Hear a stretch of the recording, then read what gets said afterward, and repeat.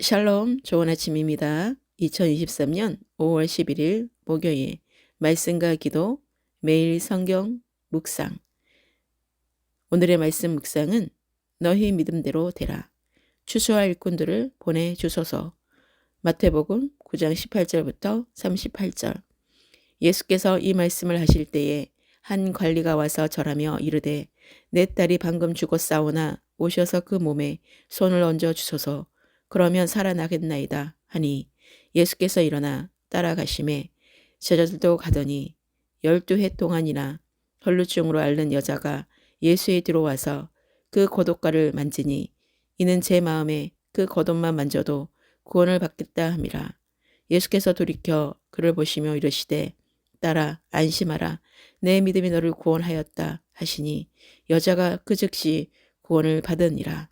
예수께서 그 관리의 집에 가사 피리 부는 자들과 떠드는 무리를 보시고 이르시되 물러가라 이 소녀가 죽은 것이 아니라 잔다 하시니 그들이 비웃더라.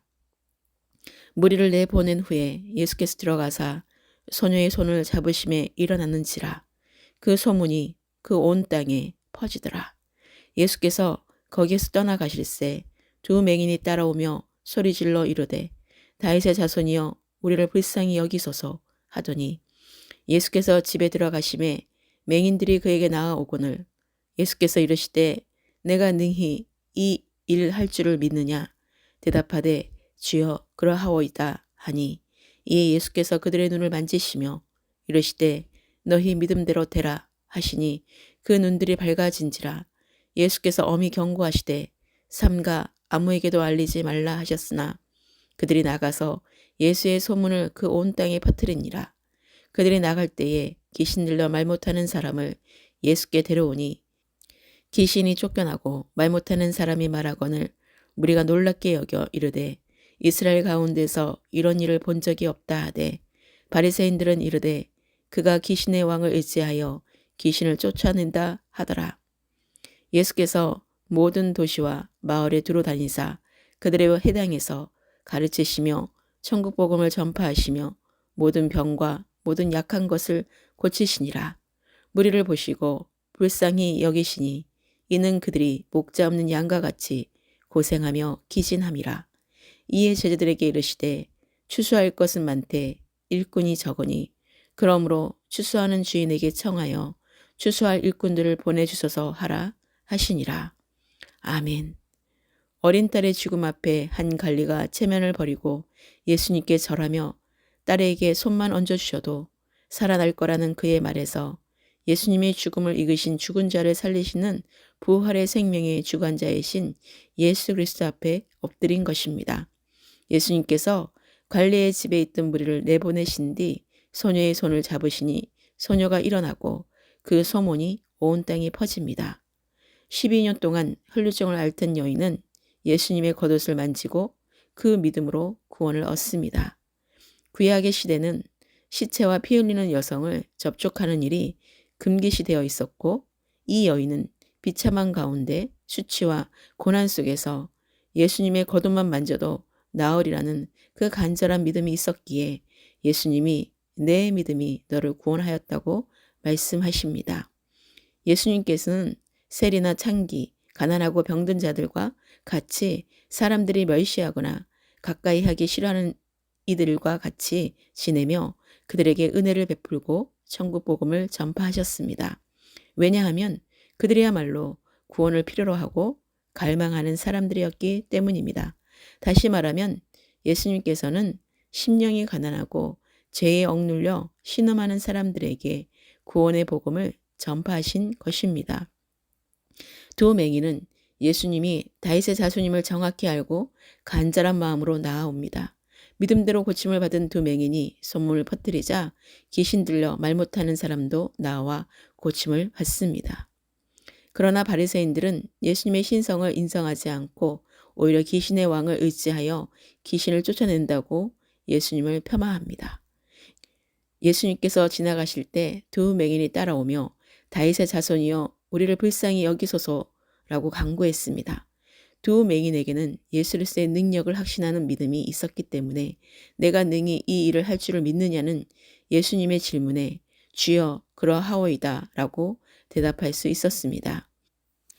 이들은 예수님이 다윗의 자손으로 오신 메시아이심을 고백함으로 다른 사람들의 비웃음을 받았지만 이를 개의치 않고 예수님께 나왔으며 예수님의 병 고치는 권능을 굳게 믿었습니다. 이로써 결국 자신들의 믿음대로 병 고침을 받았고 자신들이 체험한 예수님의 이적을 널리 전파하게 되었던 것입니다. 이렇게 우리의 강구에는 진실한 믿음이 선행되어야 합니다. 모든 일의 주관자 되시고 섭리자 되시는 하나님의 능력을 확신하는 믿음이 전제될 때 우리의 모든 문제는 완전히 해결받게 됩니다. 두 맹인은 바로 이러한 믿음을 소유하였고 예수님을 예언된 메시아로 확신했기 때문에 예수님을 다윗의 자손이라고 불렀던 것입니다. 고통 가운데 있는 병든 자만이 예수님의 손길을 필요로 하는 것은 아닙니다.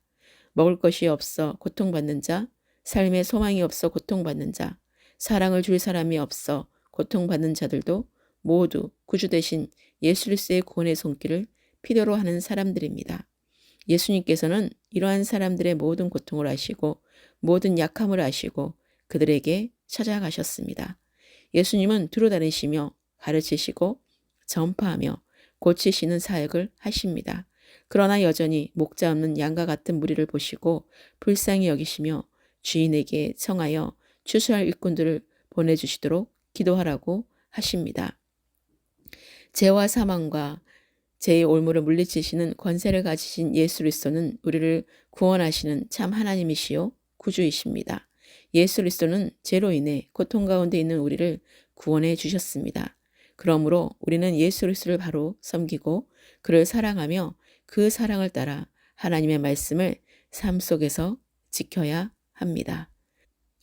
오늘의 기도입니다. 주님만이 내 삶의 모든 것 되심을 고백하며 찬양과 경배를 올립니다. 고난이 올 때만 예수님 앞에 엎드리는 저를 불쌍히 여겨 주소서. 지금까지 제가 의지한 모든 것을 내려놓고 예수님만 의지하게 하소서. 심령이 가난한 마음으로 겉옷을 만지기만 해도 구원을 받는 다른 믿음이 저에게도 있기를 간절히 구합니다.